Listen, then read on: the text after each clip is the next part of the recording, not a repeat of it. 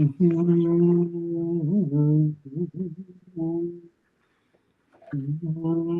ఓం.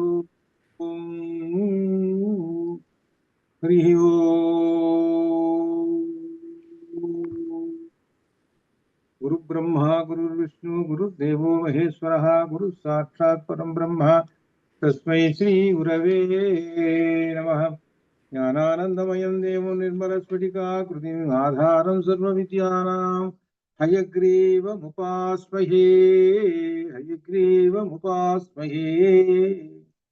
శరదిందు వికాసమందహాసాస్వరదిందీవరలోచనాభిరావాం అరవింద సమాన సుందరాస్యాం అరవిందాసన సుందరీం ఉపాసే.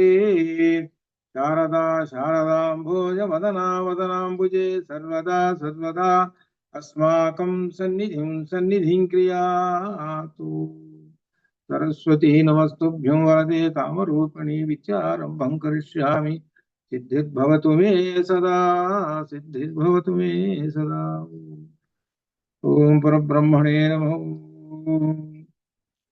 సామవేదాంతర్గత ఛాందోగ్యోపనిషత్తును అధ్యయనం చేస్తున్నాము. ఇందులో షష్ఠాధ్యాయం సప్తమ ఖండం. షష్ఠాధ్యాయ సప్తమ ఖండ అధ షోడశకళః పురుషః ఇత్యత్ర పురుషః షోడశకళః పంచదశాహాని మా ఆసీః. పంచదశాహాని పంచదినాని మా ఆసీః నతు కామమాపః పిబ. కామం ఆపః పిబ. పిబ ప్రాణ స పిబతః.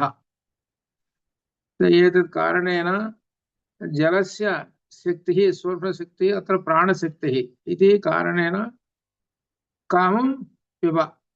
కామం ఆపః పిబ. కామం ఆపః పిబ నతు ఆసీః. అత్ర పంచదిశాని 15 రోజులు నువ్వు మంచినీళ్ళు మాత్రం తాగు. మంచినీళ్ళు కూడా ఎందుకు తాగుతాము అని అంటే నీటి యొక్క సూక్ష్మశక్తి ప్రాణశక్తి కాబట్టి ప్రాణం నిలబడాలి కాబట్టి మంచినీళ్ళు మాత్రం రోజు మంచినీళ్ళు కావాల్సిన కామం పిబ. కావాల్సింది తాగేసి అని అన్నాడు. అయిపోయింది. 15 రోజులు అయిపోయింది. 15 రోజులు అయిపోయింది. 16వ రోజుకి వచ్చేసేసింది. 16వ రోజు వచ్చేసేటప్పటికి ఏవిరా చెప్పేసేరా నీకు వచ్చిన వేదాలంటే నాకు రావటం లేదు అన్నాడు. సరే అట్టయితే అన్నం తిను అన్నాడు. అన్నం తినన్నాడు. అన్నం తిన్న తర్వాత ఈ నెమ్మదిగా వచ్చేసినాయి. ఏమిటి వేదాలు ఇవన్నీ వచ్చేసినాయి. అట్లా ఇది దేనితోటి పోల్చాడు? ఇది నాకు అర్థం కావట్లేదు, నాకు ఒక్కసారి అర్థమయ్యేటట్టు చెప్పు అని కుమారుడైన శ్వేతకేతువు తండ్రిని ఉద్దాలకుని అడుగుతున్నాడు. ఎందుకంటే ఎప్పుడైనా మనకు ఉపమానాలు చెప్తే బాగా అర్థం అవుతుంది. ఇదే మనకు భాషలో ఉన్నటువంటి గొప్ప విశేషం. ఏమంటే వాడు మహాభీముడు అండి అనేటప్పటికి వెంటనే అర్థమవుతుంది? మహాబలవంతుడు అట్లా అర్థమవుతుంది అని ఒక ఉపమానం చెప్పేస్తే. అట్లనే ఇక్కడ ఉపమానం చెప్పాలి. అందుకని పెద్ద అగ్నిగుండం ఉందండి. అగ్నిగుండంలో బాగా మండుతూ ఉన్నది. అది కట్టెలు వేస్తేనే కదా మండుతూ ఉండేది. కట్టెలు వేయటం లేదు, మండటం ఆగిపోయింది. ఆగిపోయి చివరికి దానిలో ఒక నిప్పు రవ్వ కనబడుతూ ఉన్నది. ఈ నిప్పు రవ్వ కనబడుతున్నది కదా, దాని ద్వారా ఈ అగ్నిగుండాన్ని మరలా పెద్దది చేద్దామని అనుకున్నాడు. అనుకొని ఏం చేశాడు? నిప్పు రవ్వ మీద ఎండు గడ్డి తీసుకొచ్చి కాస్త వేశాడు. ఎండుగడ్డి తీసుకొని వేసేటప్పటికి చిన్నదే అల్పం కదా, కాబట్టి నిప్పు రవ్వ కూడా అక్కడ పెద్దది కాదు కదా, చిన్నదే కదా. కానీ దాని యొక్క ధర్మం మాత్రం ఉంటుంది, తగలబెట్టేటువంటి ధర్మం. ఆ గడ్డిని తగలబెట్టేసి పెద్ద అగ్ని జ్వాల వచ్చింది. దాని మీద కట్టెలు ఒకటొమట వేసేసాడు. మరలా యథాస్థితి అనగా ఏమిటనమాట, దీనికి మూలం ఎక్కడ ఉంది అని అంటే ఒక నిప్పు రవ్వ. ఒక నిప్పు రవ్వ. అదే మనం కూడా చూస్తుంటే కూడా అగ్గి పెట్టింది అనుకోండి, అగ్గి పుల్ల ఇంతే, ఇట్లా తీస్తే ఇంతేగా మనతో వచ్చేది. ఆ మంటతోటి కనుక పెద్ద ఉన్నది గడ్డి మేము అక్కడ పోయి తగిలించామనుకోండి, ఇక మొత్తం లాగిపారేస్తుంది. అట్లా అనమాట. అది అట్లా ఆ విధంగా. అట్లనే నిప్పు రవ్వలాగా ఉన్నది నీలో ఉన్నటువంటిది ఏమిటి? సత్. అది ఆ సత్ అక్కడ ఉన్నది. ఆ సత్తు 16వ కళ ఉన్నది, ఆ సత్తు ఉన్నది. ఆ సత్తుకి ఏం చేసావనంటే నువ్వు అన్నం తిన్నావు. అన్నం యొక్క సూక్ష్మాంశం దేనికి వెళ్ళిపోతున్నది అనేటువంటిది మనస్సుకి వెళ్ళిపోతున్నది. జలం యొక్క సూక్ష్మాంశం దేనికి వెళ్ళిపోతుంది? ప్రాణానికి వెళ్ళిపోతున్నది. కాబట్టి నీకు మనస్సు యొక్క సూక్ష్మాంశం వచ్చేసింది, మనోబలం వచ్చింది. ఇక నెమ్మదిగా వేదాలు నీకు వచ్చినాయి చెప్పేస్తున్నావు. ఇది చెప్తున్నాడు. అనగా లోపల ఒక సూక్ష్మాంశం ఉన్నది. ఆ సూక్ష్మాంశమే 16మైనటువంటి కళ ఇది అని ఈ విధంగా తండ్రి అయినటువంటి ఉద్దాలకుడు ఈయనకు చెబుతున్నాడు, కుమారుడికి చెప్పాడు. ఈ కుమారుడు చెప్పిన తర్వాత కుమారుడికి చివరికి అర్థం చేసుకుని దాని కంక్లూజను ఇదే చివరిలో చెబుతున్నాడు. 282వ పేజీలో కంక్లూజన్ సమాప్తం. 282వ పేజీలో అన్నమయం హి సౌమ్య మనహ ఒకటి. అన్న సౌమ్య అంటే బుద్ధిమంతుడా, అంటే శ్వేతకేతువు అని అర్థం అనమాట. అన్నమయం హి మనః ఒకటి. ఆపోమయ ప్రేణ ప్రాణ రెండు. ఆపోమయ ప్రాణ రెండు. మూడోది తేజోమయీ వాక్ ఇది. తేజోమయి వాక్ ఇది. తేజ అంటే ఘృతం, ఆ ఘృతము వాక్ అవుతున్నది. వీటి యొక్క సూక్ష్మాంశములు. తద్ధాస్య విజజ్ఞావితి. 2 సార్లు వేశాడు ఈ పదం. ఏమిటి విజజ్ఞావితి? విజజ్ఞావితి అని 2 సార్లు వేశాడు. అంటే అర్థం ఏంటంటే నాకు బాగా అర్థమైంది, బాగా అర్థమైంది. విజజ్ఞావితి, విజజ్ఞా బాగా అర్థమైంది, బాగా.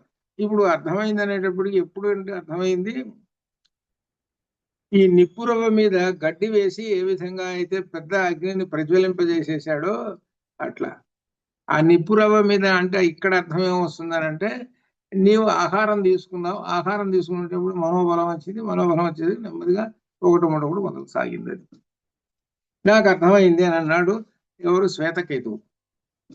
అంతటితోటి ఈ ఖండం పూర్తి చేసేసాడు. పూర్తి చేసేసేటప్పటికి తర్వాత అష్టమ ఖండం ప్రారంభం చేస్తున్నాడు. అష్టమ ఖండే జాగ్రత్త స్వప్న సుషుప్తి.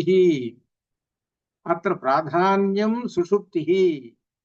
సుషుప్తి సుషుప్తి అత్ర షోడశ కళ. సుషుప్తిలో 16వ కళ ఉంటుంది, అది చెబుతున్నాడు. సుషుప్తిలో 16వ కళ ఉంటుంది. సహజంగా మనం నిద్ర పోతుంటాం, సహజమైన నిద్ర. ఆ నిద్రలో ఏమీ ఉండవు. అంటే కొంతమంది నిద్ర మనకి ఏంటంటే కలత నిద్ర అని రకరకాలు అంటుంటారు. కొంచెం మనం పలకరించామనుకో లేస్తాడు వాడు. అదేం గాఢ నిద్ర కాదు, గాఢ నిద్ర ఏం కాదు అది. ఆ నిద్రలో గాఢ నిద్ర అంటే అర్థం ఏమిటనమాట, బాగా ఇంద్రియములు 11 ఇంద్రియములు కూడా లయమైపోతాయి. దేనిలో? కళలో లయమైపోతాయి. మొత్తం అన్ని లయమైపోతాయి. ఈ శరీరం ఎలా ఉంటుందనంటే ప్రాణం లేనప్పుడు శరీరం ఎట్టయితే ఉంటుందో అట్టనే ఉంటాడు. అందుకనే నిద్రపోతున్నటువంటి వాడిని ఫోటో తీయకూడదు. మీకు తెలుసో తెలియదు, కొంత తెలియక తీస్తారు, తీయకూడదు. నిద్రపోతున్న వాడు ఫోటో తీయకూడదు. దాని అర్థం మీకు తెలిసి ఉంటుంది. అట్లా అనమాట. దానిలో మొత్తం ఆ సుషుప్తిలో లయమైపోతాయి, 11 లయమైపోతాయి. ఈ ఇహ ప్రపంచాన్ని మర్చిపోతాడు, ఇహ ప్రపంచాన్ని మర్చిపోతాడు. సరే సహజంగా మనకి ఏదో 6 గంటలో ఏమో 5 గంటలో బాగా గాఢ నిద్రపోయి లేచాడు అనుకోండి, మళ్ళీ ఇహ ప్రపంచంలోకి వస్తాడు. ఇహ ప్రపంచంలోకి వచ్చాడనంటే అర్థం ఏంటి? లోపల సత్ అనేటువంటి నిప్పు రవ్వను చూసే అది ఉంది, నిప్పు రవ్వ సత్ అనేటువంటి అది ఉండదు. కాబట్టి మళ్ళీ యథాస్థానం మళ్ళీ చేస్తున్నాడు. ఇది మనకు కనబడుతున్నటువంటిది. దీన్ని సుషుప్తిలో ఆయన మోక్షం పొందేటప్పుడు ఏమిటనంటే ఇవి మొత్తం వెళ్ళిపోతాయి పూర్తిగా. అన్ని దేనిలో లయమైపోతాయి? సత్తులో లయమైపోతాయి. సత్తులో లయమైపోతాయినప్పుడు ఇంకా ఇక్కడ ఉండేటువంటి భౌతికమైనటువంటివి కార్యకారణములు ఏమీ ఉండవు. ఇక్కడ ఒక విశేషం ఒకటి వస్తున్నది. మనకి కార్యము కారణము అని ఒక 2 పదాలు వచ్చినాయి. కార్యకారణములంటే కార్యం అనేటువంటిది కొండ, కారణం అనేటువంటిది ఏంటంటే అక్కడ మట్టి, మృత్తికే ఇత్యేవ సత్యం అన్నట్లా వచ్చింది. ఆ మృత్తిక మట్టి ఉంటుంది, అక్కడ దాని దగ్గర ఒక మనిషి ఉంటాడు. ఇదంతా కారణాలు ఇవన్నీ అనమాట. ఇదంతా ఆ కారణాలు ఉన్నాయి కాబట్టి ఇక్కడ ఒక వస్తువు ఒకటి తయారైపోయింది. అలానే మనం కార్యకారణముల నుంచి వచ్చినటువంటి వాళ్ళం మనం. ఈ వచ్చినటువంటి వాళ్ళం మనం ఎక్కడికి వెళ్ళిపోతాం అని అంటే, కారణ బ్రహ్మం ఏదైతే ఉన్నదో అక్కడి నుంచి అది కూడా దాటి వెళ్ళిపోతాడు. అది వాస్తవానికి ఏంటంటే, మనకి ఏంటంటే అక్కడ కారణం అనేటువంటి కుమ్మరివాడు లేకుండా ఉంటే కొండెట్ట వస్తుంది అని అర్థం. ఆ కుమ్మరివాడు ఏంటంటే మాయా కారణ మాయా బ్రహ్మం అని మనకు ఒక మాట వస్తుంది అనమాట. ఆ మాయా జగత్తుని ఈ కారణము తీసుకుంటాడు. వాస్తవానికి పరబ్రహ్మానికి ఏమీ లేవు. ఆయన దగ్గర ఏమిటి ఇది చేద్దాం ఇది చేద్దాం, లేకపోతే నాకు అవి ఉన్నాయి ఇవి ఉన్నాయి అని అనుకుంటే ఆ పరబ్రహ్మం దగ్గర ఏమీ లేవు. ఆయన దగ్గర ఆయన నిర్గుణుడు, ఆయన ఏమీ చెయ్యడు, సాక్షి మాత్రమే, అంతే. చేయాల్సిందల్లా మాయతోటి ఉన్నటువంటి ఆ సగుణ బ్రహ్మం ఉన్నది, ఆ సగుణ బ్రహ్మం చేస్తుంటాడు. అది అక్కడ కుమ్మరి ఎట్లయితే కనుక కుండలు చేస్తుంటాడో అట్లా ఈ సగుణ బ్రహ్మము మొత్తం ఈ జగత్ అంతా చేసేస్తుంటాడు అట్లా అనమాట. అనే విధంగా మనకు కార్యకారణములు అనేటువంటి దానిలో వస్తుంది అనమాట. కార్యకారణములు ఇక్కడ దానిలోనే ఈ సుషుప్తిలో ఉన్నప్పుడు ఈ మనిషి ఏం చేస్తాడనమాట, దానిలోకి వెళ్ళిపోయినాడు. దేనిలోకేనంటే సత్తులోకి వెళ్ళాడు, అనగా కారణ బ్రహ్మము అనగా సగుణ బ్రహ్మంలోకి వెళ్ళిపోయినాడు. ఇది అర్థం. సగుణ బ్రహ్మంలోకి వెళితేనే గాని నిర్గుణంలోకి పోడు. లలితలో కూడా చెప్పుకుంటూ వచ్చింది ఏంటంటే సగుణ బ్రహ్మం చెప్పుకుంటూ వచ్చాడు. లలిత వింటున్నారు కదా, ఇంకా 4 రోజులు 2-3 రోజులు పోతే నిర్గుణ బ్రహ్మంలోకి వస్తారు. ఇప్పుడు సగుణ బ్రహ్మంలో అనుగ్రహ నామాలు చెబుతున్నాడు. భవాని అంటే ఒక నామం సగుణ బ్రహ్మం. ఇవి దాటిన తర్వాత ఈ భక్తి ఇదంతా దాటిన తర్వాత నిర్గుణంలోకి వెళ్ళిపోతాడు. 60 నామాలు నిర్గుణంలో చెప్పాడు. అనగా నిర్గుణం అర్థం చేసుకోవాలంటే 60 నామాలు అర్థం చేసుకుంటే నిర్గుణం అర్థం అవుతుంది. అనగా భక్తి చెప్పి తర్వాత నిర్గుణం చెప్పాడు అందులో లలితలో. అనగా అర్థం ఏంటి, నువ్వు భక్తితో మోక్షాన్ని పొందుతావయ్యా, మోక్షాన్ని పొందాలి అంటే నిర్గుణంలోకే పోవాల్సింది. నువ్వు భక్తితోటి ఏమిటి ఆరాధన చేస్తున్నావు, సగుణ బ్రహ్మాన్ని ఆరాధన చేస్తున్నావు. భవాని సగుణ బ్రహ్మం అదనమాట. చివరికి మోక్షానికి వెళ్ళేటువంటిది ఎప్పుడు అంటే నిర్గుణంలోనే మోక్షానికి వెళతావు అని అక్కడ లలితలో చెబుతున్నారు. అలానే ఇక్కడ సుషుప్తిలో గాఢ నిద్రలో మొత్తం 11 ఇంద్రియాలంటే అన్నీ మర్చిపోతాడు ఈ సుషుప్తిలోనమాట అని ఇక్కడ ఒక శబ్దములు ఒకటి ఉపయోగిస్తున్నాడు. దీనిలో ఉద్దాలక, ఇక్కడి నుంచి ఉద్దాలక 283వ పేజీ.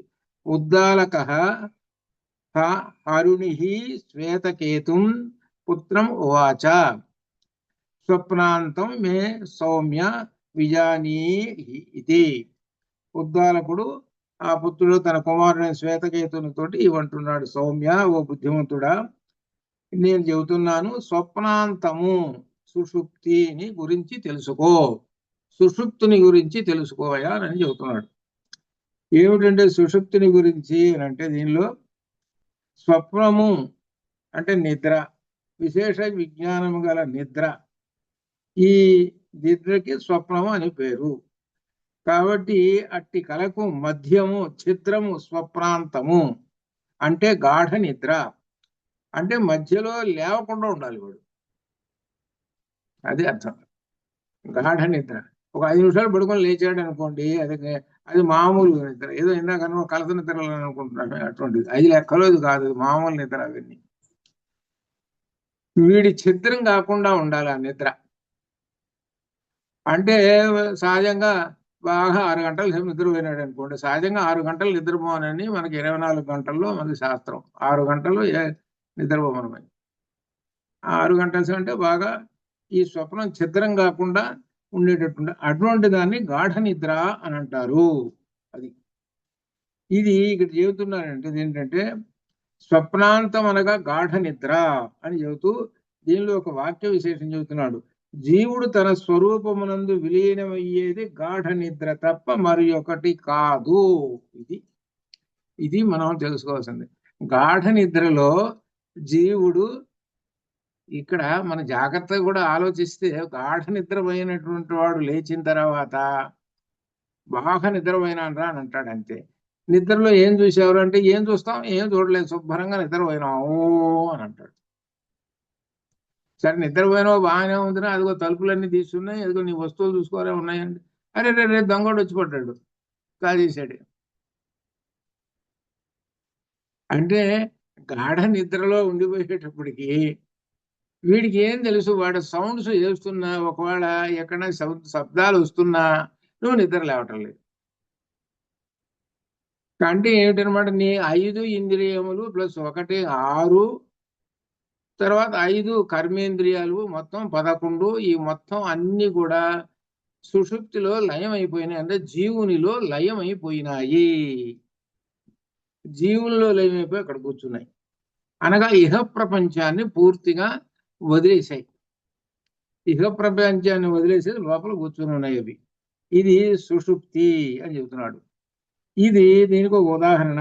అద్దమును తీసివేసేస్తే, ఎదురుగా అద్దం పెట్టాము, అద్దంలో నీ ప్రతిబింబం కనబడుతున్నది, సరే బాగానే ఉన్నది. అద్దం తీసి అవతల పెట్టాము, కనబడుతున్నదా నీ ప్రతిబింబము అని అంటే కనపట్టలేదు.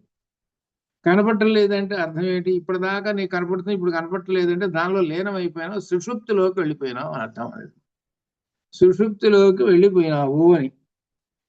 అదే విధంగా గాఢ నిద్ర ఏందే చైతన్యముకి ప్రతిబింబమే జీవుని రూపము. లోపల ఆ చైతన్యం అనేది ఉన్నది. ఆ చైతన్యం అనేటువంటిది అనేది ఈ మనకు పరమాత్మ అనండి, లేక జీవుడు అని, ఇట్లా ఏ విధంగా సరే ఈ పదాలు చెప్పుకున్నా.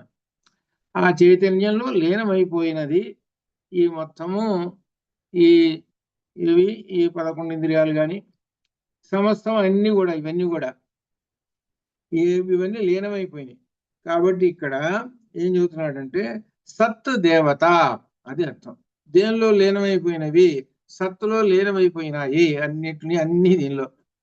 ఎందుకు చెబుతున్నాడంటే ఈ అధ్యాయానికి హెడ్డింగ్ స్టార్టింగ్ లో, ప్రారంభంలో సత్ విద్య తోటి ప్రారంభమైంది. నేను సత్ విద్యను గురించి చెబుతున్నాను అంటున్నాడు. కాబట్టి ఇవన్నీ దేనిలో లీనమైపోయినవి అంటే సత్ అనేటువంటి దేవత, ఆ దేవతలో నామరూపములుగా విస్తరించుటకే మనస్సునందు ప్రవేశించినది. ఆ సత్తు దేవత ఈ మనస్సులో ఉన్నది. కాబట్టి ఆ మనస్సు ఇంద్రియములు మొదలైనవి విలీనం కాగా ఆ దేవత మనస్సు అనే పేరుతో చలామణి అయ్యే జీవరూపమును విడిచిపెట్టి తన స్వరూపమును మాత్రమే పొందును. అనగా అర్థం ఏమిటి, మనం బహ ప్రపంచంలో ఉన్నామండి, మనస్సుతో ఆలోచిస్తున్నాం, అంత మనసు పనిచేస్తేనే కదా ఎక్కడికైనా కారు నడపాలన్నా ఏమైనా సరే. కానీ ఇప్పుడు ఏమైంది, ఆ చైతన్యం అనేటువంటిది ఏం చేసింది అనమాట, మనస్సును వదిలేసేసింది. అది అర్థం చేసింది. మనస్సును వదిలేసేసి తన స్వస్వరూపంలోకి వెళ్ళిపోయింది. ఎప్పుడైతే వదిలేసేసిందో మనస్సు, దానికి పవర్ లేదు. ఆ మనస్సుకు పవర్ లేదు కదా, అందుకని గాఢ నిద్రలో పడున్నాడు వీడు. గాఢ నిద్రలో పడున్నాడు. మళ్ళీ మనస్సు గనక చలనంలోకి వచ్చేసింది అనుకోండి, అంటే అర్థం ఏమిటి, చైతన్యం లోపల ప్రవేశించింది అని అర్థం.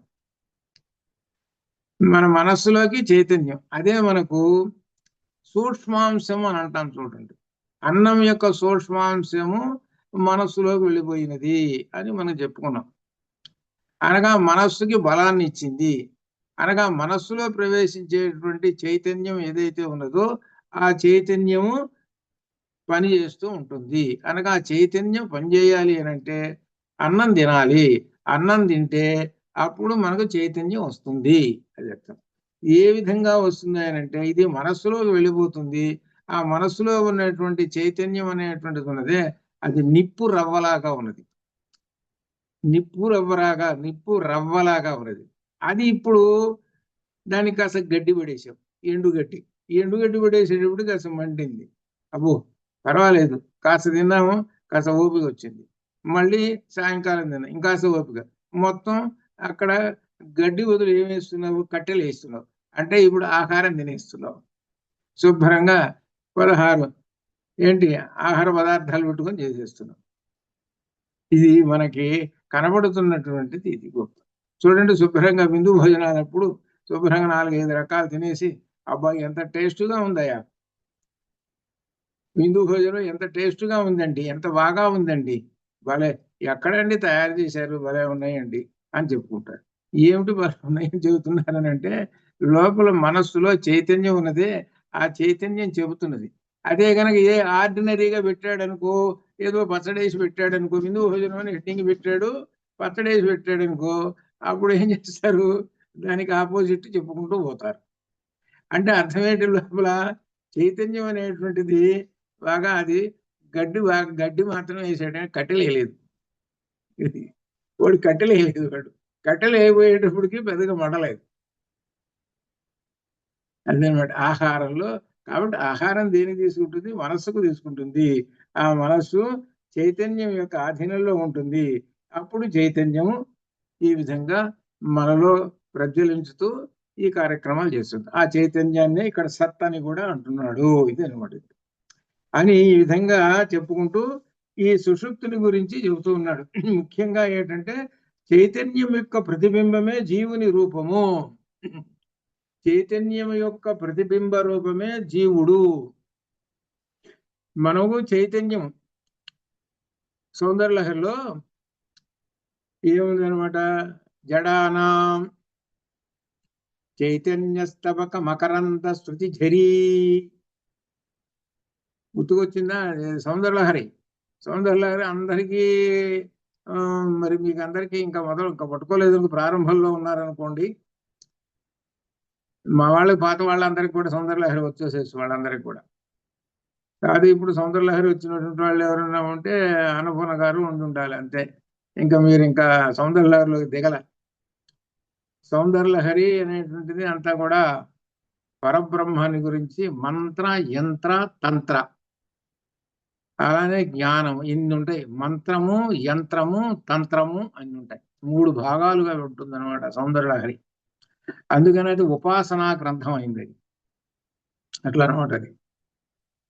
అందుకని దానిలో జడానాం చైతన్య స్తవక మకరంద శృతి ఝరీ అంటాడు. జడానాం వాడి జడుడు, వాడికి చైతన్యం కలగాలి, వాడికి చైతన్యం కలగాలి. వాడికిలో ఉన్నటువంటి నిప్పురవ్వ ఉన్నది చూశారు, ఆ నిప్పురవ్వ మీద కాస్త ఎండుగడ్డేసి దాని మీద, అంటే అన్నం పెట్టి అని కాదు ఇక్కడ అర్థం, జ్ఞానం అనేటువంటిది పడేయాలి వాడికి. జ్ఞానం అనే చైతన్యం ఉన్నది, ఆ రసం అది పడేయాలి వాడికి. పడేస్తే అది ఏమవుతుందనంటే, జడత్వం అనేటువంటిది కరిగిపోతుంది. జడత్వం కరిగిపోతుంది. మనం వెన్నపూసని బాగా డీప్ ఫ్రిడ్జ్ లో పెట్టామనుకోండి, అది బాగా గడ్డగట్టి పారేస్తుంది, ఇంకా రాయిలా గడ్డగడుతుంది. అది మళ్ళీ వేడి చేసామనుకోండి ద్రవం అయిపోతుంది. అంటే దానిలో ఉన్న చైతన్యం అంతా మనకు కనబడుతుంది, అప్పుడు ఉపయోగిస్తాం. ఇప్పుడు దాన్ని వేడి చేయాలంటే ఏంటి, చైతన్యము. అంటే వాడికి చైతన్యం ఉండాలి, ఉన్నది వాడికి, కానీ ఏంటి, జడుడు అయిపోయినాడు. కాబట్టి ఏం కావాలి, దాని మీద ఒక రసము, చైతన్య స్తవక మకరంద శృతి ఝరీ, అది వస్తే అప్పుడు చైతన్యం వస్తుంది, అంతా తెలుసుకుంటాడు అది. కాబట్టి ఆ చైతన్యం అట్లా ఉండాలి. అట్లనే ప్రతి వారికి చైతన్యం అనేటువంటిది ఉన్నది. ఈ చైతన్యం అనేటువంటిది ఈ బ్రహ్మజ్ఞానం కనుక కలిగినటువంటి వాళ్ళకి విశేషంగా ఉంటుంది. అనగా అర్థం ఏంటి, వాళ్ళు ఎప్పుడు అగ్నిగుండంలో కట్టెలు వేస్తుంటారు. ఆ కట్టెలు వేస్తూ ఉంటుంటే అగ్నిగుండం మండుతూ ఉంటుంటుంది. అగ్నిగుండం మండుతూ ఉంటున్నది కాబట్టి అప్పుడు ఎక్కువ తేజస్సు వస్తుంది, ఎక్కువ వేడి వస్తుంది, ఎక్కువ తేజస్సు వస్తుంది. అది అర్థం. ఇప్పుడు దీనిలో అర్థమైంది కదా. అంటే అర్థం ఏంటి, జ్ఞానం అనేటువంటి కట్టెలు వేస్తున్నాడు. ఆ కట్టెలు వేసేసేటప్పటికి మండుతూ ఉన్నది, ఇంకా బలవత్తరం అయిపోతున్నాడు. అట్లా ఇది బ్రహ్మజ్ఞానం వలన అట్లా ఆ చైతన్యం బాగా బలవత్తరం అయిపోతుంది అని, అట్లా అనమాట దీనిలో. అని ఈ విధంగా చెబుతూ, దీనిలో మనిషి ఏ కాలమునందైతే నిద్రించిన వాడే స్వప్నములను చూసునో, ఆ స్వప్నము చెందిన అనుభవము సుఖ దుఃఖములతో కూడి ఉండును. స్వప్నం వచ్చిందండి. సుషుప్తిలో ఏంటి? ఏమీ లేవు, గాఢ నిద్ర పోయినాడు. స్వప్నం కలగన్నాడు వాడు. ఆ కలలో ఏంటి? ఆ కలలో కూడా వాడు ఏంటి? ఈ ప్రపంచాన్ని మర్చిపోతాడు. మర్చిపోయి ఏం చేస్తాడు? దానిలో వాడు సుఖము దుఃఖాలని రెండు పొందుతుంటాడు. ఆ కలలో వాడు ఏడుస్తాడు, ఒక్కోడు ఏడుస్తాడు, ఒక్కోడేమో నవ్వుతుంటాడు, ఒక్కోడు తింటుంటాడు, ఒక్కోడు విమానంలో ప్రయాణం చేస్తుంటాడు, ఇంకొకడు పోట్లాడుతుంటాడు. అంటే ఇహ ప్రపంచంలో ఎన్నైతే ఉన్నాయో అన్ని దానిలో చేసేస్తుంటాడు ఈ స్వప్నంలో. నిద్రపోతూనే ఉంటుంటాడు, నిద్రపోతూనే ఉంటుంటాడు. లోపల ఇవన్నీ పనిచేస్తున్నాయి అంటే అర్థం ఏమిటనమాట? మనస్సు పనిచేస్తుంది. మనస్సు ఏం చేస్తుంది? ఇంద్రియాలకి, అబ్బాయి మీరు ఇంద్రియాలు నా అసిస్టెంట్లు, మీరు ఇవాళ పని చేయవాకంటారా, మీరు రెస్ట్ తీసుకోండి, నేను నా యొక్క పని చేస్తానురా అని చెప్పి తన యొక్క ఫైళ్ళు మొత్తం బయటికి తీస్తున్నాడు. ఫైళ్ళు. అప్పుడు ఆ ఫైలు, ఇప్పుడు ఈ ఫైలు. అప్పుడు పెళ్లికి వెళ్ళాము, ఆ పెళ్లిలో వాళ్ళు కనపడ్డారు, లేకపోతే ఇక్కడికి వెళ్ళాము, కాశీ వెళ్ళాము, అవి ఇవి ఈ ఫైళ్ళన్నీ బయటికి తీస్తుంటాడు వీడు.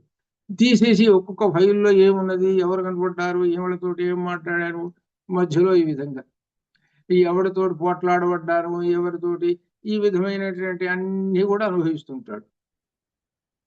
అందుకనే మనకి దీనిలో నా కఠోపనిషత్తులో చెప్తాడు, నా తత్ర రథాహ, రథాలు లేవు, నా తత్ర అశ్వాహ, గుర్రాలు లేవు, ఏమి లేవు. వీడు రథం మీద ఎదుర్కొని బరబర పరిగెత్తున్నట్ట. ఏది? ఈ కళలో. అది కళ అనేటువంటిది అలా ఉంటుంది. అనగా మనస్సు తన యొక్క పని మరల పునః చేస్తూ ఉంటుంటుంది కళ. కాబట్టి అది కాదు సుషుప్తి. సుషుప్తిలో ఇది ఏమీ ఉండవు. స్వప్నంలో సుఖము దుఃఖము రెండు ఉంటాయి. ఒక్కోసారి నవ్వుతుంటాడు, నిద్రపోతుంటాడు, వాడు నవ్వుతుంటాడు, ఏంద్రా నవ్వుతున్నావు అని అంటే వాడు పలకడం. ఒక్కోసారి నిజంగానే ఏడుస్తుంటాడు, ఏడుస్తుంటాడు.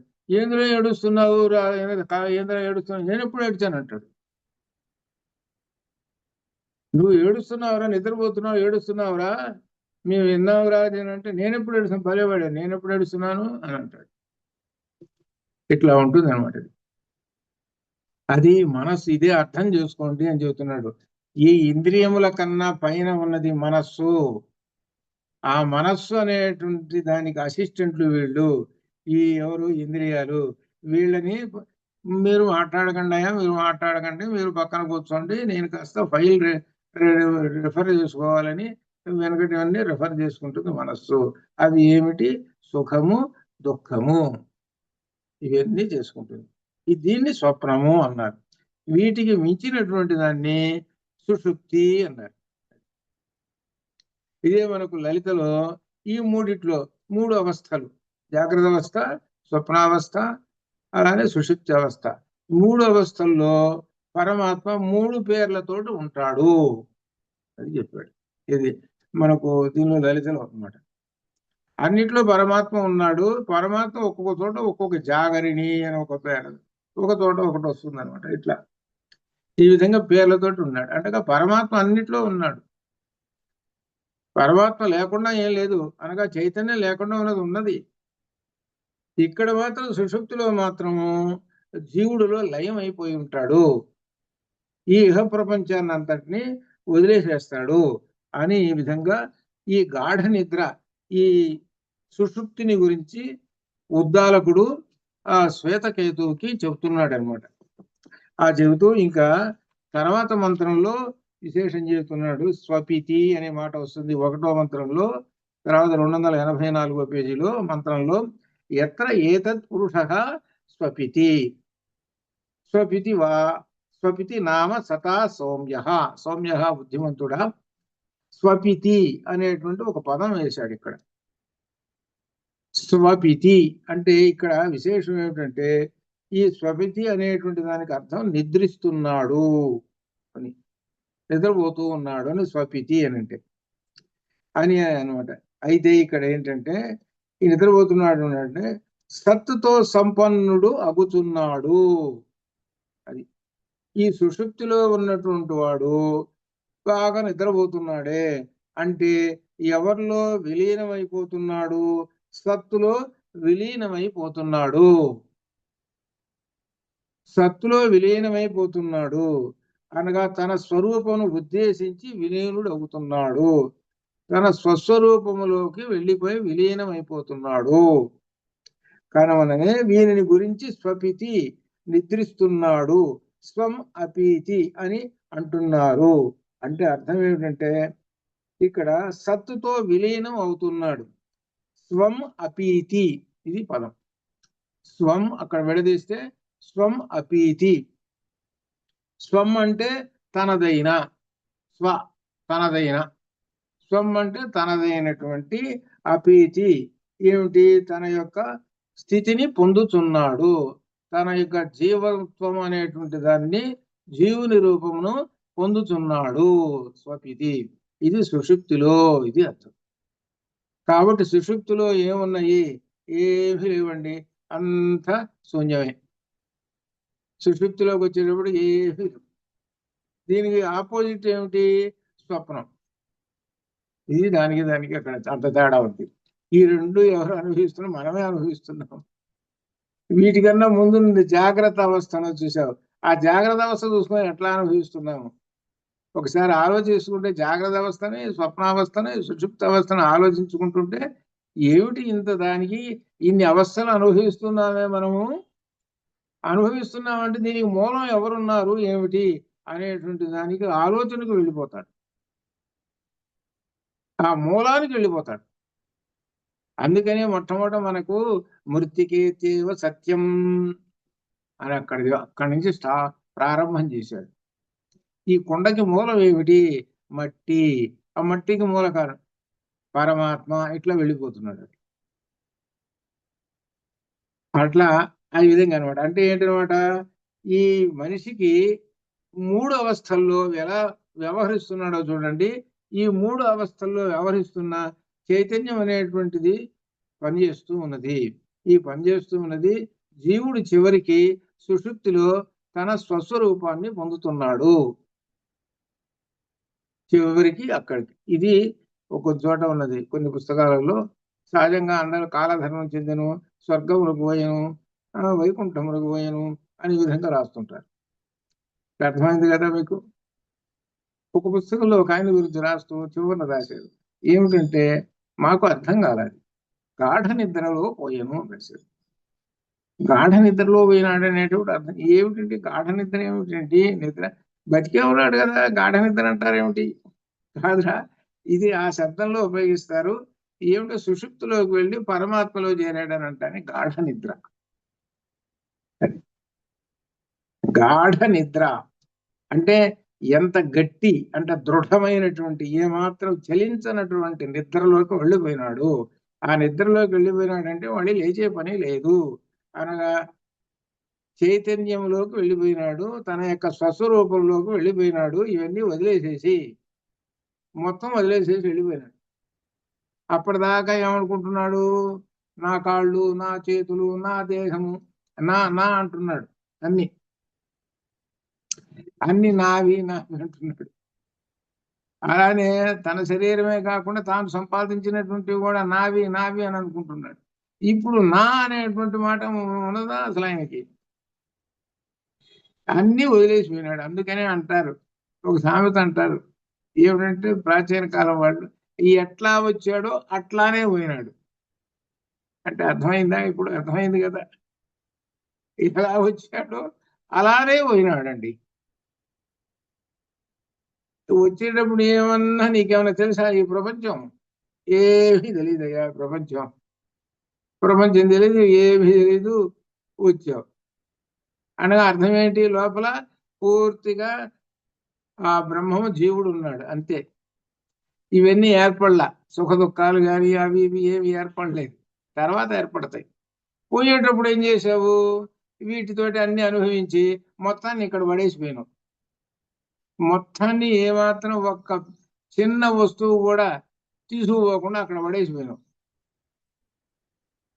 కాశీలో దేవుని చూడటానికి పోతే ఏముందో జేబులో పెన్నే కదా అని అనుకున్నా. పెన్ను కూడా తీయండి అన్నాడు.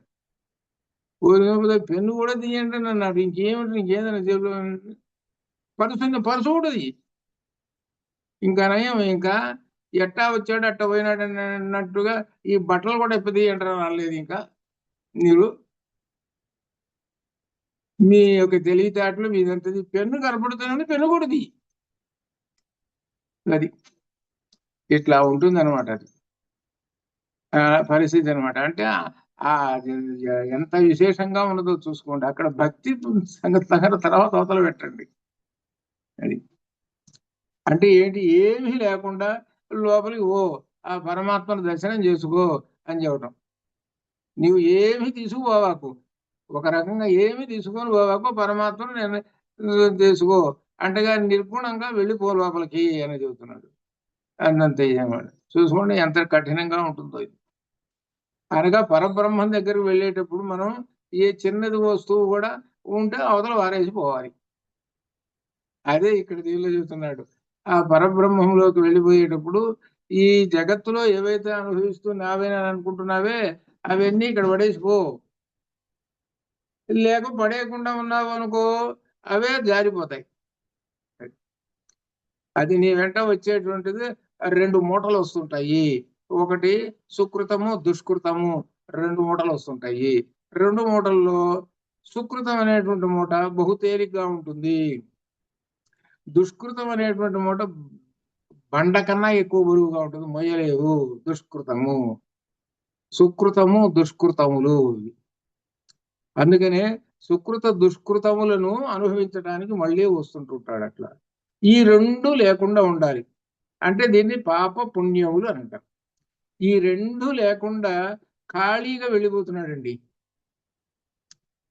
ఎంటి ఏమిటి, పుణ్యము లేదు, పాపము లేదు, పూర్తిగా ఎంటి. ఆ ఎంటికి వెళ్ళిపోతున్నాడు. అంటే అర్థం ఏమిటి, ఏమండి అన్ని కార్యక్రమాలు చేశాడు కదండి, ఎంటీ గట్టి వెళ్తున్నాడండి అని అంటారు.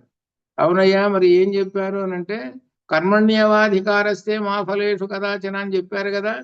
మొత్తం వదిలేశాడు. ఇక్కడ చేసినటువంటి ఆ పుణ్య ఫలాలన్నీ కూడా ఇక్కడే వదిలేశాడు. ఆయన తీసుకొని పోవటం లేదు. ఆ మూటని తీసుకొని పోవట్లేదు, పుణ్యఫలం తీసుకోవటం లేదు. ఇక ఇంకేమైనా ఫలాలు ఉంటే అవి ఏం తీసుకోవటం లేదు. ఉత్త ఖాళీ చేతులు తోడిపోతున్నాడండి. అనగా ఏమి అంటలేదు ఈయనకు, ఏమి ఎటువంటివి అంటలేదు, పూర్తిగా నిర్గుణుడై వెళ్ళిపోతున్నాడు అని అర్థం. ఆ నిర్గుణుడై వెళ్ళిపోయినప్పుడే మోక్షంలోకి వెళ్ళిపోతుంటాడు. అదనమాట. దానికి ఆ మొదటి స్టేజే చెబుతున్నాడు. స్వపితి చెబుతున్నాడు. స్వం అపీతి, తనదైన తన స్వస్థ రూపమును పొందుతున్నాడు అని ఈ విధంగా చెబుతాడు. తన స్వస్థ రూపాన్ని పొందుతూ ఉన్నాడు గాఢ నిద్రలో అని చెబుతున్నాడు ఇక్కడ. అని చెబుతూ దీనిలో ఈ జాగ్రత్త అవస్థను గురించి మనం చెప్పుకున్నాం.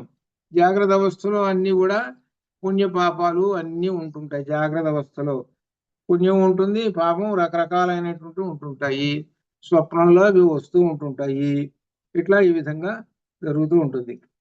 జీవుడు అలసటను పోగొట్టుకొనుటకే తన ఆత్మ స్వరూపముకు సత్ దేవతా రూపమును పొందును. సత్ దేవతా రూపమును పొందును. స్వరూపమునందు నిలిచి ఉండుటయు మినహాయించి ఇతరమునందు అలసట తొలగదు. బాగా అలసిపోయినటువంటి గాఢ నిద్రలో ఉండిపోయినాడండి. గాఢ నిద్రలో ఉండిపోయి తర్వాత లేచాడు 6 గంటల తర్వాత. అమ్మయ్య, ఇప్పుడు ఫ్రెష్ గా ఉందండి.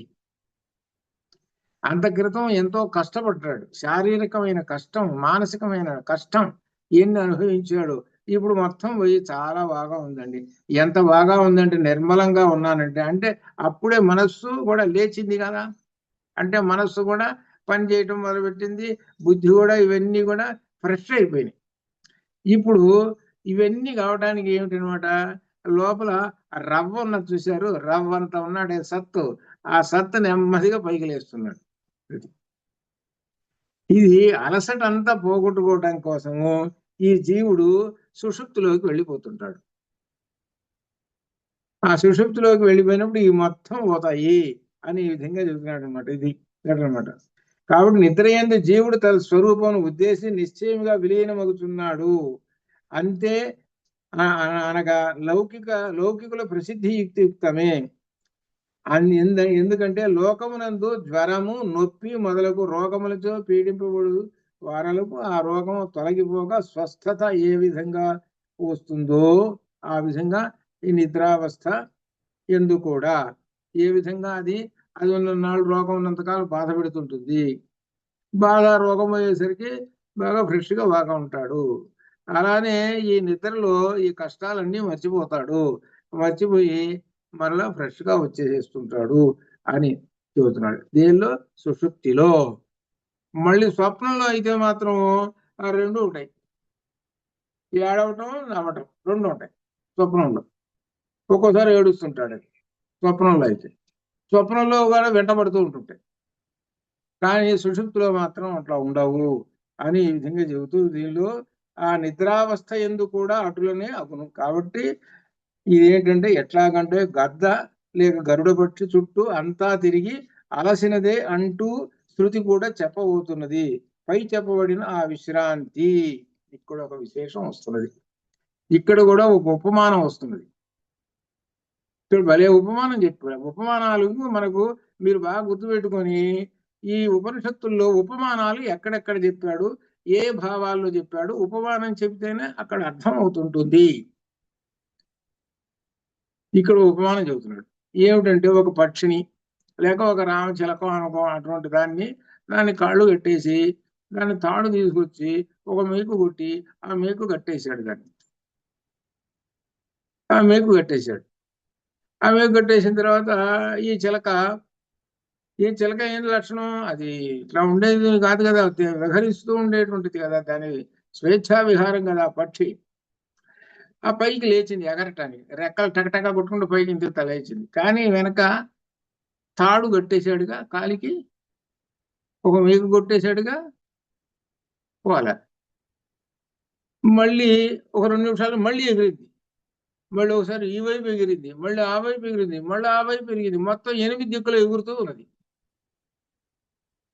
ఎన్నిసార్లు ఎగురుతున్నా కానీ అది పైకి పోవటం లేదు. ఎందుకనంటే ఆ మేకు కట్టేసాడు కదా, దారం లేకపోతే తాడు పెట్టి కట్టేశాడు కదా, ఆ మేకుకి అక్కడ కట్టేశాడు కదా, అందులో పోలేక చివరికి అది చప్పబడి ఆ మేకు దగ్గర అట్టనే పడి ఉన్నది. మేకు దగ్గర అట్టనే పడింది, ఇంకెక్కడికి పోలేదు.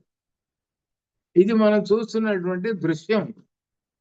వాడు ఏం చేస్తాడు? పోయేవాడు అట్లా కట్టుపడేస్తాడు. వాడు ఎప్పుడో తీసుకుని పోవచ్చు. అప్పటిదాకా వాడి జేబులో ఎందుకు ఇది?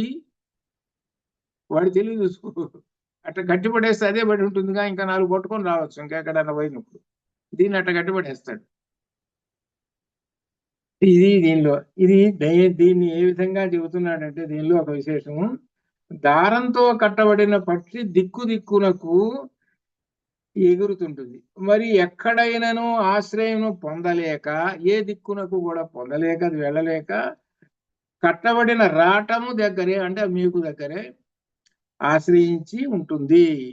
కాబట్టి హే బుద్ధిమంతుడా, ఆ శ్వేతకేతు, ఆ మనస్సు దిక్కున గురించి పరిగెత్తి మరి ఎక్కడను ఆశ్రయము పొందదాలక మనస్సు ఎగురుతూ అటు పరిగెత్తుతాము, ఇటు పరిగెత్తుతాము అనే విధంగా ఎగిరి చివరికి ఎటు పోలేక మనస్సు ఎవరిని ఆశ్రయించింది? ప్రాణమును మాత్రమే ఆశ్రయించి ఉన్నది. కాబట్టి మనస్సు ప్రాణమే కట్టురాయిగా, అంటే ప్రాణము దగ్గరే కట్టబడి ఉంటుంది ఈ మనస్సు. అది మనస్సు ఎప్పుడు ఆ ప్రాణం దగ్గరే ఉంటుంది. అంతేగాని ప్రాణాన్ని వదిలేసి అది మనస్సు కనుక పోయింది అని అంటే పోవటానికి వెళ్ళలేదు. ఎప్పుడు పోవాలి అది అంటే ప్రాణం పోతే పోవు. అంటే అర్థం ఏంటి? అక్కడ మేకు లేదుగా, ఎవరైనా పరిగెత్తుంటుంది. కాబట్టి ఆ ప్రాణం అందుకనే మొట్టమొదట ఈ పిండం లోపల వృద్ధి అయ్యేటప్పటికి మొట్టమొదట ప్రవేశించేది ప్రాణం ప్రవేశిస్తుంది. ప్రాణం ప్రవేశించిన తర్వాత ఇక ఆ తర్వాత ఇంద్రియాలు 5, 1 మనస్సు 6. తర్వాత నెమ్మదిగా మిగిలిన ఇంద్రియాలు అన్ని కూడా 11 ఇంద్రియాలు నెమ్మదిగా సాగుతాయి. వచ్చిన తర్వాత 7వ నెల రాగానే ఆ చైతన్యం అనగా పరమాత్మ ప్రవేశిస్తాడు. అది ముందు ప్రవేశించేది ఏమిటి అంటే ప్రాణం ప్రవేశిస్తుంది. ప్రాణం ప్రవేశించింది కాబట్టి ఆ పిండం లోపల నిలబడి ఉంటుంది. అది అర్థం అనమాట. అది అందుకని ప్రాణం ఎక్కువ గొప్ప విశేషం చెబుతున్నాడు అనమాట. ఆ ప్రాణమును మాత్రమే దగ్గరగా ఆశ్రయించి ఉంటుంది అనే విధంగా ఈ మంత్రంలో చెబుతున్నాడు అనమాట. అదే శకుని సూత్రేణ, శకుని సూత్రేణ. శకుని అంటే అర్థము గద్ద లేక పక్షి. శకుని అంటే అర్థం అది అనమాట. సహజంగా శకుని అనేది ఇంకో అర్థంలో చెబుతుంటారు, అది కాదు. ఇక్కడ మాత్రము శకుని అంటే ఇక్కడ గద్ద అనే నానార్థాల్లో ఉన్నాయన్నమాట. ఆ గద్ద లేదా పక్షి అనమాట. అది దాన్ని కట్టేసేస్తే ఎలా ఉంటుంది? ఈ విధంగా ఉంటుంది. అలానే మనస్సు ప్రాణానికి దగ్గరనే ఉంటుంది, ప్రాణాన్ని ఆశ్రయించి ఉంటుంది అని చెప్పాడు. ఈ విషయం మనం ఇంత క్రితము ఈ ప్రాణం దగ్గర వీళ్ళందరూ సమ్మె చేశారు. ఎవరు? 5 ఇంద్రియాలు, మనస్సు. నేను లేకపోతే ముందు కళ్ళు ఉన్నాయి, నేను లేకపోతే వీడు గుడివాడు అయిపోతాడు, ఎట్లా పనిచేస్తాడు? కాబట్టి నేను వెళ్ళిపోతాను 1 సంవత్సరం. ఓడిపోయినాడు, మళ్ళీ వచ్చాడు. చెవులు అన్నాడు, నేను లేకపోతే ఎట్లా? ఇట్లా ఈ విధంగా 5 ఇంద్రియాలు. తర్వాత మనస్సు అంటున్నది, అసలు నేను లేకపోతే అసలు ఎట్లా? అసలు నేను లేకపోతే అసలు పిచ్చివాడు అయిపోతాడు. అసలు నేను ఉంటేనే కదా అసలు వీడు నడుస్తున్నది అని అనుకో. సరే పో అన్న మనసు పోయింది. సరే వీడు పిచ్చివాడు తిరుగుతున్నాడు కాబట్టి మనసు కూడా ఓడిపోయింది. 6 ఇంద్రియాలు ఓడిపోయింది. అప్పుడు ప్రాణం అన్నది, ఎందుకులే మీరందరూ కొట్టుకుంటున్నారు, నేనే పోతానులే, ఎందుకులే, మీరే హాయిగా ఉండండి అని నెమ్మదిగా రెక్కలు అట్లా పక్షి రెక్కలు అట్లా కొట్టుకొని పైకి లేవడానికి సిద్ధమవుతుంటుంది. అట్లా సిద్ధం కాబోతున్నది. ఆ రెక్కలతోటి కొట్టుకొని పైకి. ఈ వెంటనే వీటి యొక్క ప్రాణాలు ఉన్నాయే, వీటి యొక్క శక్తులు, ఈ 6 ఇంద్రియాల శక్తులు నెమ్మదిగా కోల్పోవటం మొదలుపెట్టి నమస్కారం చేసి, అయ్యా నువ్వు పోవాకు, నువ్వు పోతే మేము చచ్చిపోతాము, నీ యొక్క శక్తియే మాలో ఉంది అని ఇప్పుడు అర్థం చేసుకుంటున్నాం. ఆ ప్రాణశక్తియే మాలో ఉన్నది. మేము అది తెలుసుకోకుండా గర్వంతో ఓ పెద్ద మనవాళ్ళం మేము అని అనుకుంటున్నాము. కాదు, ఆ ప్రాణశక్తియే మాలో ఉన్నది. ఆ బ్యాటరీ ఉందన్నమాట. ఇది నీ యొక్క శక్తియే మాలో. దాన్నే మనం ఏం చెబుతాం అన్నమాట, పరమాత్మ భావంతో చెప్పుకుంటుంటే పరమాత్మ యొక్క శక్తియే ఇవో మన ఇంద్రియాలలో ఉన్నది. అంతే కదా, హెడ్ ఆయన కదా. అది బ్రహ్మరంధ్రంలో ఉన్నటువంటి అతి సూక్ష్మమైనటువంటి అణువునదే, అణువు యొక్క దివ్యమైనటువంటి పవర్, కొన్ని లక్షల కిలోవాట్ల పవర్. అది ఆ పవర్ మొత్తం శరీరంలో ఉన్న 72,000 నాడులకి పంపించేసేస్తుంటుంది. అది ఆ చైతన్యం అనేటువంటి, చైతన్యం అనండి లేకపోతే అక్కడ ఉన్నటువంటి పరమాత్మ సత్ అనే పదార్థాలు ఏమన్నా మాట అన్నా దానికి సరిపోతుంది అన్నమాట. కాబట్టి మనస్సు దేనికి దగ్గర ఉంటుంది? ప్రాణము. కాబట్టి మనస్సుకి ప్రాణమే ఆధారము అని చెప్తున్నాడు. కాబట్టి అన్నం తింటున్నావు కదా, అన్నం యొక్క సూక్ష్మాంశం దేనికి వెళ్ళిపోతున్నది అంటే మనస్సుకి వెళ్ళిపోతున్నది. నువ్వు ఎటువంటి అన్నం తింటున్నావు? ప్రశ్న వేశాడు. నువ్వు ఎటువంటి అన్నం తింటున్నావు? సాత్వికపరమైన అన్నమా, రజోగుణమా, తమో గుణమా? మనకు గుణత్రయ విభాగ యోగం వచ్చింది దీనిలో, గీతలో గుణత్రయ విభాగ యోగం.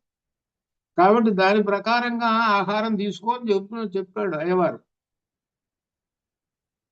దాని ప్రకారం తీసుకో. నీవు కేవలం బ్రహ్మజ్ఞానంలో ఉన్నావు, కేవలం జ్ఞానంతోటే పనిచేయాలి. ఈ కంప్యూటర్ వాళ్ళు ఉన్నారనుకోండి, వీళ్ళు జ్ఞానంతో పనిచేస్తారు పొద్దున్న లేచిన దగ్గర సాయంకాలం దాకా. కాకపోతే ఒక వస్తువు దగ్గర పెట్టి దానిలో కొట్టుకుంటూ దానిలో ప్రపంచం అంతా చూస్తూ కేవలం జ్ఞానమే, ఏం లేదు. దానిలో స్కిల్ అంటుంటారు చూడండి, మీరు బాగా స్కిల్ ఉన్నటువంటి వాడిని మాత్రం పోగొట్టుకోరు, ఉంచుతుంటారు కంపెనీలో అంటుంటారు చూడండి.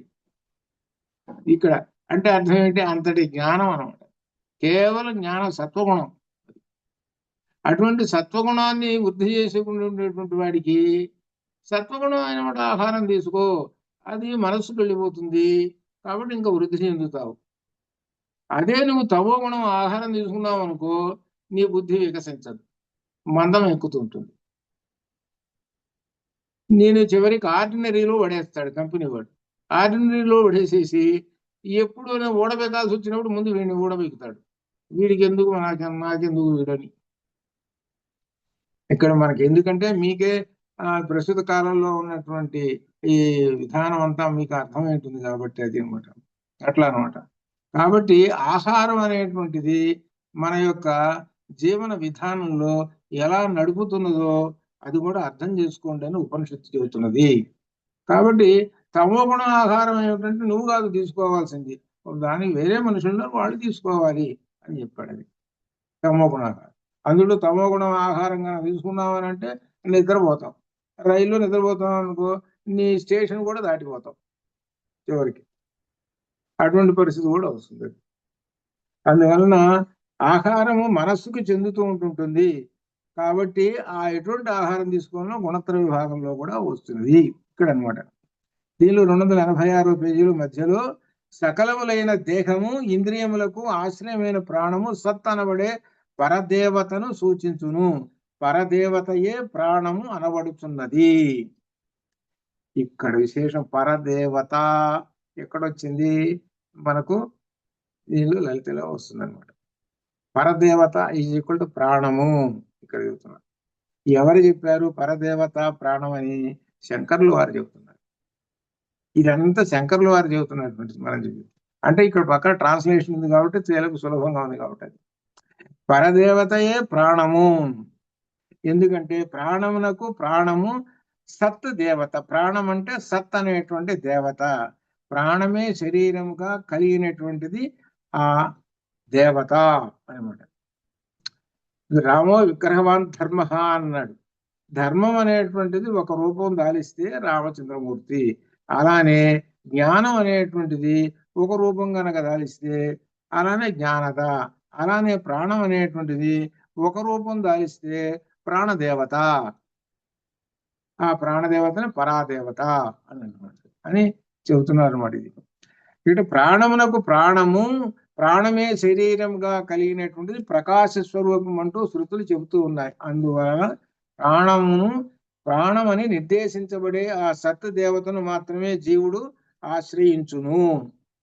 ప్రాణం అనేటువంటి సత్ దేవతను మాత్రమే జీవుడు ఆశ్రయించి ఉండును. మనకి ఇందులో జీవుడు ఆశ్రయించి ఉండును దేనిని? సత్ దేవతను. ఇక్కడ సత్ దేవతను ఎవరు ఆశ్రయించి ఉండును? ప్రాణము ఆశ్రయించి ఉండును. ఇది వరకు చెప్పింది ఒకసారి వెనక్కి తీసుకుపోతున్నాను. ఏమిటంటే మన యాజ్ఞవల్క్య మహర్షిని అడిగారు, ఏమండి దేవతలు ఎంతమంది అండి? చెప్పుకుంటూ వచ్చాడు. చివరికి మళ్ళీ దేవతలు ఎంతమంది అంటే చివరికి 1.5 దేవతలు అత్యర్థము అన్నది. 1.5 దేవతలు ఏంటండి? ఒక్క దేవత అంటే సరిపోతుంది కదా, 1.5 దేవతలు అన్నారేమిటండి అని అన్నారు. ఇదే 1.5. ఏమిటంటే ప్రాణము సత్ దేవత. ఇదిగో ఇక్కడ ఆ సత్తు దేవతను మాత్రమే జీవుడు ఆశ్రయించి ఉండును. సత్తు దేవత ఇదిగో ప్రాణమని నిర్దేశించబడే ఆ సత్తు దేవతను మాత్రమే జీవుడు ఆశ్రయించి ఉండును. ఆ ప్రాణానికి ఎవరుంటారు? జీవుడు ఆశ్రయించును. ఈ జీవుడు అనేటువంటి వాడే ఇక్కడ పరమాత్మ అని అర్థం అనమాట. పరమాత్మ ఒకటైతే హాఫ్ ఏమో ప్రాణం, అది ఒకటి జీవుడు, ఏమో ప్రాణము. ఈ రెండు కలిపితే మనం 1.5 అని ఒక వేసామనుకో, ఒక అంకె చెప్పరా ఇప్పుడు దీన్ని అంటే ఏమంటాము? 1.5 అంటాం కానీ 1 అంటాము మనం. 1.5 ఉంది అనుకో, అక్కడ ఇంకే వేసాం. చెప్పరా అంటే 1.5. లేదా 1.5 ఒకటే అనవుగా ఇక్కడ. అట్లనే కలిసి ఉంటుంది ఏంటి, ప్రాణము ప్లస్ ఈ సత్ దేవత కలిసి ఉంటుంది. ప్రాణం అంటే సత్తు, ఆ సత్తు దేవత, ప్రాణం అంటే సత్తు, ఈ సత్తు దేవత ప్లస్ జీవుడు, సత్ దేవత ప్లస్ జీవుడు. సత్ అంటేనే బ్రాకెట్ లో ప్రాణము, సత్ అంటేనే ప్రాణము. ఇది ఇక్కడ దేవత అనేటువంటి వాడు ఉన్నాడు చూసారు, జీవుడు అనేటువంటి వాడు, వాడు ఊరికే అట్లా కూర్చుని ఉంటాడు.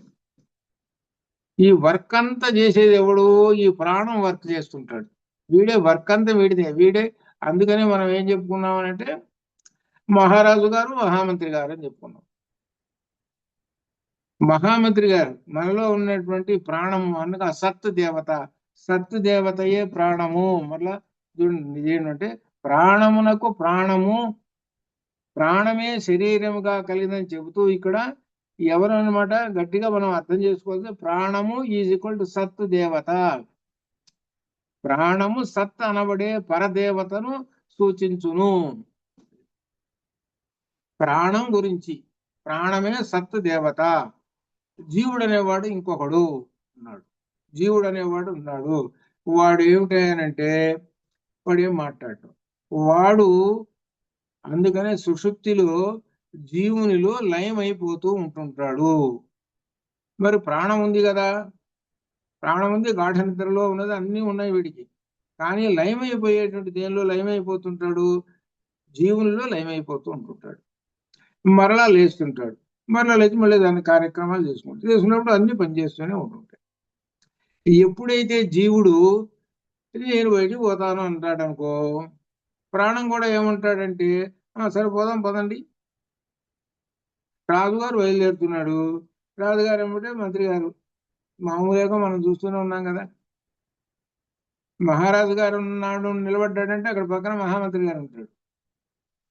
మహారాజు గారు ఆ సీట్ లో కూర్చున్నాడు, సింహాసనంలో ఉన్నాడంటే ఆ పక్కన మహామంత్రి గారు ఉంటాడు.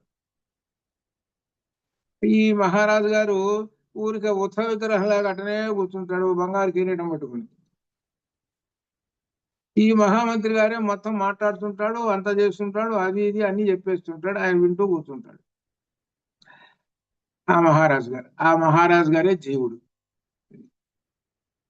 ఇది ఆ ప్రాణమే ఈ మహామంత్రి గారు. ఇట్లా అనమాట ఇది, అది దీనిలో చెప్తూ వస్తున్నాడు. అట్లా అలా దీన్ని ఇంకా తర్వాత ఇంకా వరుసగా ఈ సత్తును గురించి చెబుతూ వస్తున్నాడు. ఈ ఈ సత్తును గురించి చెప్పేటువంటి దానిలో కూడా ఇంకొంచెం దూరానికి వెళ్ళిపోతూ మనకి ఆ తర్వాత దీంతో రేపు వారంతో పూర్తి చేసి అసలు విషయంలోకి వెళతాము. దేనిలోనంటే తత్వమసిలోకి వెళతాం. అక్కడ వస్తున్నది ఇదంతా. ఎక్కడికి తీసుకుపోతున్నాడన్నా తత్వమసికి తీసుకుపోతాడు. ఆ తత్వమసిని గురించి విశేషం ఏమిటంటే, ఇప్పుడు ఎలా అయితే ఇంతవరకు అర్థమైందని అనుకుంటున్నాం మీకు, అలానే అర్థం అవుతూ వస్తూ ఉంటేనే కానీ ఆ తర్వాత అర్థం కాదు. ఏమాత్రం పరధ్యానంలో ఉంటే అర్థం కాదు. విశేషం ఏమిటంటే దీనిలో మహావాక్యం వస్తున్నది. ఈ మహావాక్యం అనేటువంటిది అన్నిటికన్నా పైన ఉంటుంది. సహజంగా వేదం అన్నారండి, వేదంలో పూర్వభాగం కర్మకాండ అన్నారు, ఉత్తర భాగం ఉపనిషత్తులు అన్నారు. ఆ ఉపనిషత్తుల్లో కూడా పైన కూర్చున్నది ఒక వాక్యము, మహావాక్యం. అది ఆ మహావాక్యం కోసమే శంకరులు గురూపదేశానికి పోయినారు. గోవింద భగవత్పాదాచార్యుల వారి దగ్గరికి, నర్మదా నదీ తీరం ఉన్నటువంటి గోవింద భగవత్పాదాచార్యుల వారి దగ్గరికి వెళితే మహావాక్య ఉపదేశం చేశారు ఆయన. ఆ మహావాక్య ఉపదేశం పుస్తకం కూడా ఉంది, మహావాక్య దర్పణం అని. అది అర్థమైందంటే మనకి ఉపనిషత్తులన్నీ అర్థమైనట్టే. అది అర్థం కావాలంటే ఉపనిషత్తుల్లో అర్థమైతేనే కానీ అర్థం కాదు. ఆ మహావాక్యముల యొక్క విశేషమే మన శంకర విజయంలో వస్తుంది. ఆ మహావాక్యాన్ని ఢీకొన్నారు.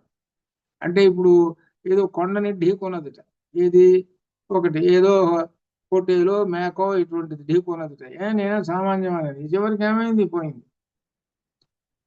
అట్లనే మహావాక్యాలని ఢీకొన్నారు, ఢీకొని అందరూ పోయినారు.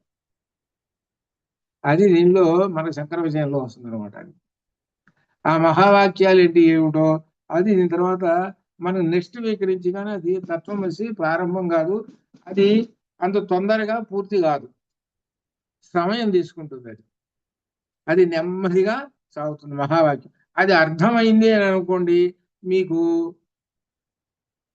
ఇంక చెప్పే పని లేదు. ఇంకా ఎలా ఉంటుందంటే నిజంగా మీకు ఆ పరమాత్మ యొక్క రూపం, నిర్గుణ రూపం అంతా కూడా మీకు కనబడుతుంది. సగుణం నిర్గుణం మొత్తం కనబడుతుంది. అంతటి గొప్ప శక్తి మొత్తం లోపల ఉన్నటువంటి చీకటి అంతా పోతుంది, ఏమన్నా కొద్దో గొప్ప ఉన్నదని. అది అర్థం చేసుకోవడంలో ఉంటుంది. అందువల్ల ప్రయత్నం చేద్దాం. అట్లా అంతవరకు శుభం భయాత్తు. ఓం పూర్ణమద పూర్ణమిదం పూర్ణాత్ పూర్ణముదచ్యతే పూర్ణస్య పూర్ణమాదాయ పూర్ణమేవావశిష్యతే. సద్వమా సద్గమయ తమ శుభమా జ్యోతిర్గమయ మృత్యోర్మా అమృతంగమయ. ఓం శాంతి. శుభం భయాత్తు.